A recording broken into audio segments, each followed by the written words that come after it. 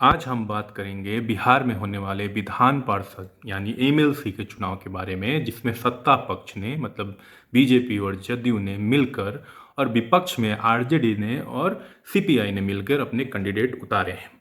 इस वीडियो में हम आपको बताएंगे कि जिन लोगों को इस चुनाव में वोट देना है, जिसमें सबसे ज़्यादा संख्या वार्ड सदस्यों की है, उसके बाद मुखिया, जिला पार्षद, पंचायत समिति के लोग भी वोट करते हैं, उनको सत्ता पक्ष को वोट देने में फायदा है या विपक्ष के लोगों को वोट देने में फायदा है। ये तो आप लोग सभी जानते ही होंगे कि हर जिले में, हर क्षेत्र में, विधान पार्षद क्षेत्र में इस बार आरजेडी ने कद्दावर उम्मीदवारों को उतारा है। गठबंधन के उम्मीदवार, कद्दावर उम्मीदवार उतारे गए हैं। सत्ता पक्ष के जो जीते हुए उम्मीदवार हैं, उनका एक खेल सदियों से चलता आया है, जब से यह विधान पार्षद का चुनाव पंचायती राज व्यवस्था की स्थापना हुई। तो मतलब खेल सिंपल है। हर जीते हुए कैंडिडेट को, हर वार्ड सदस्य को आप पैसे पकड़ाइए और कुछ चंद पैसे 10, 20, 50 हजार के नाम पे उनका वोट ले लीजिए। और ऐसा भी नहीं है कि सारे सदस्यों को पैसा दिया जाता है, उनकी एक कैलकुलेशन होती है, उस कैलकुलेशन में वो जीत अपना कैलकुलेट करते हैं और उन वार्ड सदस्यों को पैसा देते हैं और सोचते हैं कि पार्टी के सिद्धांतों के नाम पे जो उम्मीदवार भी जीत के आए हैं, उनको भी पैसे से खरीद लिया जाए। मैं आपको बताऊंगा अपने अनुभव और जो भी आकलन और जो भी स्टडी मैंने की है उसके अनुसार कि क्या आपको सत्ता पक्ष के उम्मीदवार को वोट देने में भलाई है या वार्ड सदस्य या कोई भी जीते हुए जनप्रतिनिधि सत्ता पक्ष को वोट दे के 20-25 हजार रुपए के नाम पे कहीं 2, 4, 5 लाख, 10 लाख का नुकसान तो नहीं कर रहे हैं। कैसे आप अपना नुकसान कर रहे हैं, ये मैं आपको बताता हूं।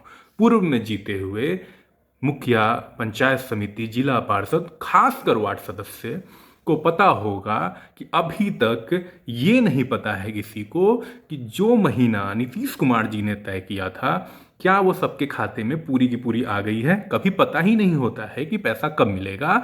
और इस पे अगर आवाज उठानी हो तो ये वार्ड सदस्य कहाँ जाएंगे। इनकी आवाज कोई एक ही उठा सकता है, वो है विधान पार्षद एमएलसी। लेकिन एमएलसी सत्ता पक्ष का होने की वजह से इनकी आवाज नहीं उठाता है। 7 निश्चय योजना के तहत, नल जल के तहत, अनुरक्षक बहाली के तहत बहुत सारे ऐसे नीतीश कुमार जी ने निर्णय लिए हैं जो वार्ड सदस्यों के खिलाफ गए हैं और बहुत सारे वार्ड सदस्य इस बार चुनाव हारे भी हैं उसकी वजह से। और जो जीते हुए हैं उनके साथ भी अगले चुनाव में यही हो सकता है, क्योंकि नीतीश कुमार की नीति नीचे के जीते हुए कैंडिडेट को आगे बढ़ाने का नहीं है। उनका है कि नीचे के लोग हारते जीतते रहें, ऊपर उनकी कुर्सी बनी रहे। तो आप सत्ता पक्ष के उम्मीदवार को जब जिताते हैं और जदयू और बीजेपी के लोग जब सत्ता वहां विधान पार्षद बन के जाते हैं, तो आपके ये जो मुद्दे हैं वो कहीं ना कहीं खत्म हो जाते हैं। कोई भी पक्ष का वहां पे आपकी आवाज उठाने के लिए नहीं खड़ा होता है, जिसके वजह से आपको आज लाठियां खानी पड़ रही है, आज आपको पुलिस के डंडे खाने पड़ रहे हैं, मुख्यमंत्री स्टेज में, रैलियों में आपको डांटते हुए दिखते हैं। अगर विपक्ष में एक भी विधान पार्षद होता विपक्ष की पार्टी का, तो ये आवाज आपके लिए सदन में जरूर उठता और आपके लिए वो आवाज जरूर उठाता। तो ये सोचने का विषय है कि सत्ता पक्ष के लोगों को वोट देके आप अपना वोट ही नहीं, अपना भविष्य भी खराब कर रहे हैं। आप अगर लंबी राजनीति में विश्वास करते हैं, आप अगर वार्ड से आगे की राजनीति में विश्वास करते हैं, आप अगर चाहते हैं कि आप लगातार वार्ड बनते रहें, तो आपको मेरे ख्याल से ये सोचना चाहिए कि पैसे लेके सत्ता पक्ष के लोगों को वोट देना सही है या विपक्ष के साथ मजबूती से जाना सही है। क्योंकि पहली बार विपक्ष बहुत ही जबरदस्त उम्मीदवारों को मैदान में उतारा है। हर जाति, हर समाज और हर चीज में, बाहुबल से लेके, दबंगई से लेके, पैसे से लेके, राजनीति में देखिए ये सब जरूरी होता है। प्रवक्ता जो आपकी आवाज उठा सकता है, शिक्षित उम्मीदवारों से लेके हर चीज में सक्षम उम्मीदवारों को उतारा गया है। तो आपको भी सोचना चाहिए कि आप विपक्ष के उम्मीदवारों को क्यों नहीं जिताए। मेरा पक्ष एक तरफा नहीं है, मेरा पक्ष दो तरफा है। मैंने आपको बताया कि सत्ता पक्ष के लोगों के साथ जाने में भाई लोग आपको क्या नुकसान है। विपक्ष के साथ रहोगे तो आपकी आवाज विधान परिषद में बुलंद होगी, और जब आपकी आवाज विधान परिषद में बुलंद होगी तो आप को कोई लाठी नहीं बरसा सकता है, आपके डिसीजंस को कोई बदल नहीं सकता है, आपका पैसा कोई और हड़प के नहीं ले जा सकता है। आपकी योजना पे आपका अधिकार रहेगा। अगर आप सत्ता पक्ष के लोगों को जिताएंगे तो फिर वही खेल होगा जो हमेशा से होता आया है। क्षणिक लालच में लंबी लड़ाई और अच्छे लाभ को आप कहीं छोड़ तो नहीं रहे हैं। सोचने का समय है। मैं मुजफ्फरपुर जिला से बिलोंग करता हूं और यहाँ भी यही कहानी होती चली आई है। बगल के जिले में भी यही कहानी होती हुई चली आई है। सत्ता पक्ष के लोग जीतते हैं, उसके बाद में आपको 5 साल पता भी नहीं चलता कि आपका विधान पार्षद आपके लिए कर क्या रहा है। एक भी चिट्ठी लिखा गया है क्या कि आपको आपका अधिकार मिल सके? एक बार भी ये मुद्दा उठाया गया है क्या पिछले 5 सालों में? पीछे क्या हुआ उससे आपको क्या मतलब है?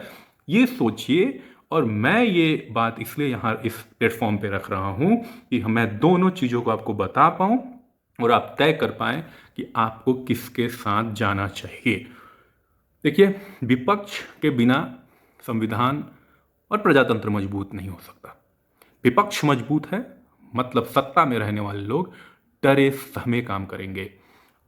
विपक्ष अगर आवाज उठाएगा, सत्ता में रहने वाले लोग पैसे के घमंड पे आपको खरीदने की कोशिश करने के पहले 10 बार सोचेंगे। आपको बस यही सोचना है कि आपके लिए बेहतर क्या है। मैं तो बस अपनी बात कह रहा हूं, आप ज़्यादा समझदार हैं। आपको सोचना है कि इस बार के एमएलसी चुनाव में, चाहे आप मुजफ्फरपुर जिला से हो, पश्चिमी चंपारण से हो, पटना से हो, बेतिया से हो, किसी भी क्षेत्र से हो, आपको सोचना है कि आपको किस पक्ष के साथ जाना है और आप उस हिसाब से अपनी वोटिंग करें। वोट आपका अधिकार है और गुप्त मतदान आपका अधिकार है। बस इन्हीं बातों के साथ मैं अपना पक्ष रख चुका हूं। बाकी आप समझदार हैं, आप सोचते रहिए, समझते रहिए। मेरी बातें अगर आपको समझ आ रही है, अच्छी लग रही है, तो मुझे फॉलो करते रहिए। आगे और भी पंचायती राज के मुद्दे को लेके मैं आप लोगों के बीच आऊँगा। पीछे की वीडियोस में अनुरक्षक बहाली से लेके वार्ड सचिव बहाली से लेके बहुत सारी चीज़ें मैंने बताई है, जो मेरा एक्सपीरियंस और जो संविधान के क्लॉज में लिखा हुआ है, अनुच्छेद में लिखा हुआ है, वही सारी चीज़ें मैं बताता हूँ। तो बस देखते रहिए, समझते रहिए और मुझे फॉलो करते रहिए। बहुत बहुत धन्यवाद।